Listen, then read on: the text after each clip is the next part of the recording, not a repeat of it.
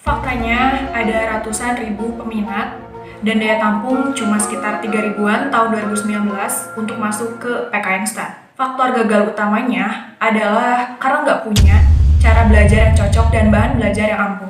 Nah, aku mau rekomendasiin buku paling ampuh biar kamu bisa masuk ke PKN STAN, yaitu buku dari @sivitas_guide_Indonesia. Karena SPMB PKN STAN itu dibuka sekitar April atau Mei, maka kamu masih punya waktu, belum terlambat, ngebut aja belajar pakai buku ini. Kenapa sih harus Sivitas Guide? Karena di sini kamu memiliki dua pilihan buku.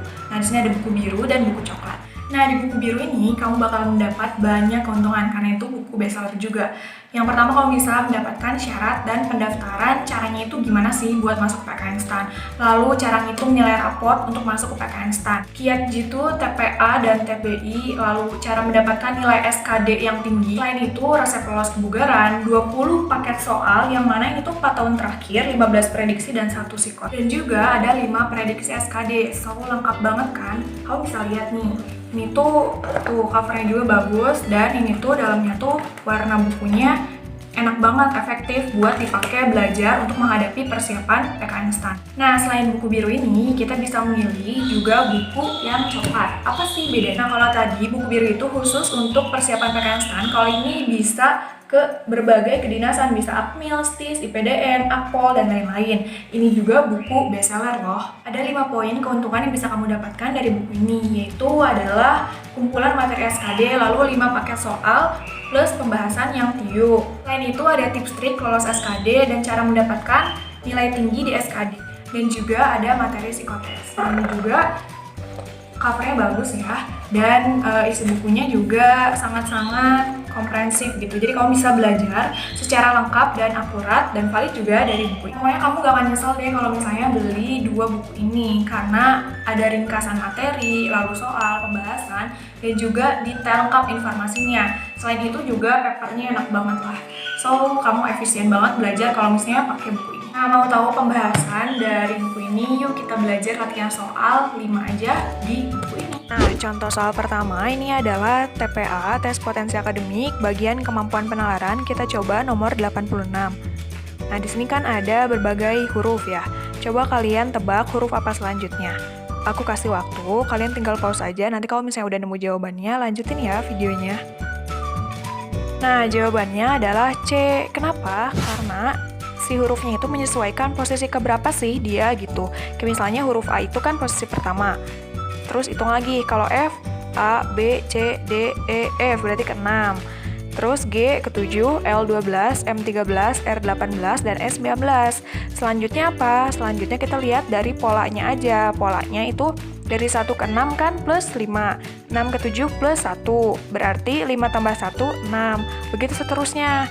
Jadi ini bisa diloncat dari satu huruf ke huruf lain atau bisa ditambahkan satu persatu.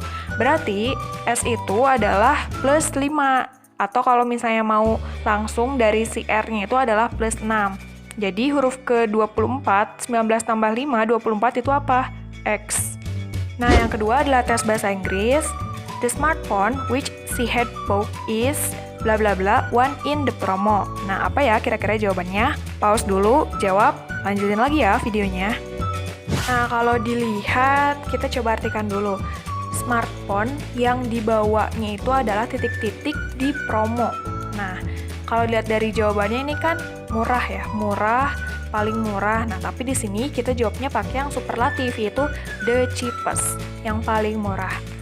Karena di situ handphonenya pasti lebih dari 2 kan?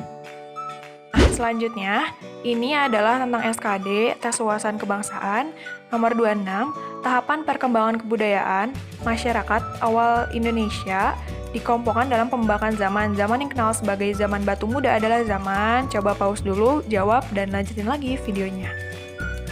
Nah, untuk menjawab soal nomor 26 ini, kita perlu mengingat lagi adalah tentang sejarah. Pembagian zaman batu itu dalam pembahasannya adalah ada 4 zaman, yaitu zaman batu tua, Paleolitikum, batu madia, Mesolitikum, batu muda, Neolitikum, dan batu besar, Megalitikum. Maka jawabannya C, Neolitikum untuk batu muda. Selanjutnya itu kita pakai soal yang perbandingan dan pengukuran. Berapakah bobot maksimum dari 20 apel jika 5 apel berbobot 5-7 ons per buah dan sisanya berbobot 5-10 ons per buah? Coba jawab, pause videonya. Kalau soal yang perbandingan dan pengukuran ini, jawabannya itu adalah kita bisa hitung dulu. Tadi kan dibilang bobot maksimum dari 20 apel, 5 apelnya itu 5-7 ons. Sisanya 5-10 ons. Berarti cara ngitungnya 5 dikali si bobot maksimum dari yang 5-7 ons itu kan yang 7 ya.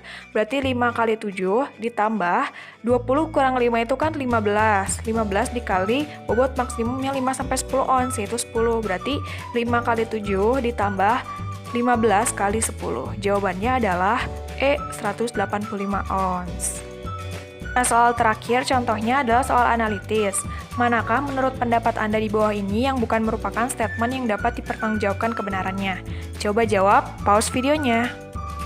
Nah, kalau ini itu gampang. Kalau dilihat dari ini adalah soal analitis, kita lihat aja jawabannya itu kira-kira mana sih yang memiliki pernyataan benar atau salah gitu. Kita lihat yang A, benarkah penduduk Indonesia ramah-ramah? Nah, ini kan nggak menyatakan analitis yang objektif kan? Bisa jadi ini jawabannya subjektif, jadi kita diemin dulu. Yang B, 2 tambah 5 kurang 4 sama dengan 3, benar. Yang C, jumlah besar sudut segitiga 180 derajat, benar. Yang D, setiap bilangan genap habis dibagi bilangan ganjil, benar, karena bisa dibuktikan kebenarannya. Dan yang E, angka 3 adalah bilangan prima ganjil, benar. Berarti jawabannya yang nggak bisa dibuktikan kebenarannya adalah yang A.